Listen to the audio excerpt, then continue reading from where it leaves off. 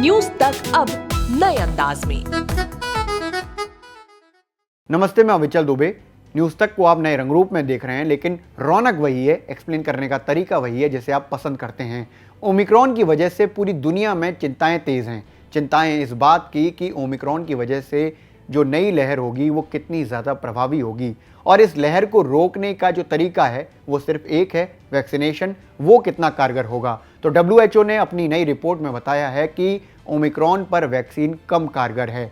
किसकी अपेक्षा कम कारगर है? तो डेल्टा वेरिएंट की अपेक्षा कम कारगर है। इसको आप ऐसे समझिए कि कोरोना वायरस के अलग अलग वेरिएंट पूरी दुनिया में प्रभावी रहे, जिसमें डेल्टा वेरिएंट सबसे ज़्यादा घातक रहा। भारत में दूसरी लहर भी डेल्टा वेरिएंट की वजह से आई, और पूरी दुनिया में अभी भी 90 से 95% तक जो डेल्टा वेरिएंट की वजह से नुकसान है वो इस समय देखा जा रहा है। लेकिन ओमिक्रॉन डेल्टा वेरिएंट से भी 5 से 7 गुना ज़्यादा इन्फेक्शियस संक्रामक है। WHO इस बात को साफ तौर पर कहता है कि डेल्टा वेरिएंट की मुकाबले ओमिक्रॉन में जो लक्षण हैं वो काफ़ी कम दिखाई देते हैं, कभी कभी एसिम्प्टोमेटिक दिखाई देते हैं, यानी कि ना के बराबर दिखते हैं। ये इन्फेक्शियस तो है, संक्रामक तो है, ज़्यादा मामले तो ला सकता है, लेकिन लोगों को नुकसान कम पहुंचाएगा। लेकिन दूसरी बड़ी बात यह है कि वैक्सीन इस पर कम कारगर है, यानी कि वैक्सीन की जो प्रभावशीलता है, यानी कि उसकी इफिकेसी है, वो कम है।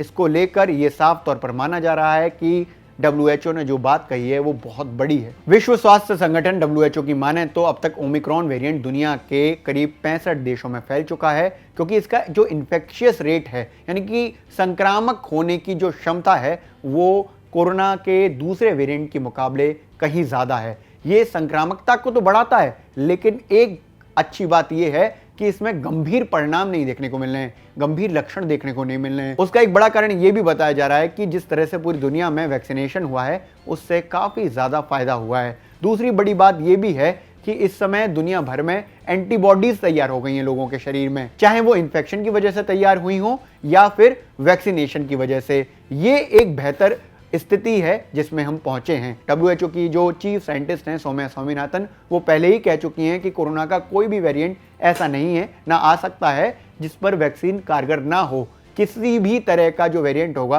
कितना भी संक्रामक होगा, कितना भी इन्फेक्शियस होगा, लेकिन वैक्सीन उस पर काम करेगी। हाँ, ये देखना जरूरी है कि इफिकेसी रेट कितना ज्यादा है, यानी कि कितना ज्यादा प्रभावशीलता है या कितनी कम प्रभावशीलता है, इसे देखना जरूरी है। WHO ने यह भी कहा है कि जो हम संक्रमण की बात कर रहे हैं, जो हम इन्फेक्शन की बात कर रहे हैं या फिर हम वैक्सीन की बात कर रहे हैं, ये अभी शुरुआती डाटा से पता चल रहा है। अभी हमें और रिसर्च करना बाकी है। दरअसल 24 नवंबर को सबसे पहले साउथ अफ्रीका में ओमिक्रॉन वेरिएंट पाया गया, यानी कि उसको रिपोर्ट किया गया। इसके बाद WHO ने इसको वेरिएंट ऑफ कंसर्न की श्रेणी में रखा। इसके बाद दुनिया भर में इसके मामले तेज होना शुरू हो गए। भारत में भी मामले बढ़े हैं, लेकिन इसके साथ साथ जो सबसे अच्छी बात यह है कि भारत में दुनिया के अन्य देशों की अपेक्षा मामले कम हैं। जैसे कि ब्रिटेन की अगर बात करें तो ब्रिटेन में बहुत ज़्यादा मामले हैं। ओमिक्रॉन की वजह से वहाँ स्थिति काफ़ी खराब है। इसके साथ ही ओमिक्रॉन को कम्युनिटी ट्रांसमिशन में आगे बताया जा रहा है, यानी कि जो डेल्टा के दूसरे वेरिएंट हैं उसकी अपेक्षा ओमिक्रॉन वेरिएंट कम्युनिटी ट्रांसमिशन, यानी कि जो लोगों में फैलता है वो बहुत तेजी से फैलता है। ये एक कमी है जो लगातार ओमिक्रॉन के साथ देखी जा रही है। और दूसरी कमी अब ये कि इसमें वैक्सीन कम कारगर है, बहुत कम कारगर नहीं है या कारगर नहीं है, ऐसा बिल्कुल भी नहीं है। ये शुरुआती डेटा के अनुसार है, लेकिन फिर भी WHO ने साफ तौर पर कहा है कि अकेला इलाज जो ओमिक्रॉन को खत्म कर सकता है, ओमिक्रॉन को रोक सकता है, वो वैक्सीनेशन ही है। इसलिए हम भी आपसे अपील करते हैं, अगर आपने अब तक वैक्सीनेशन प्रोसेस शुरू नहीं किया है तो ज़रूर वैक्सीनेशन प्रोसेस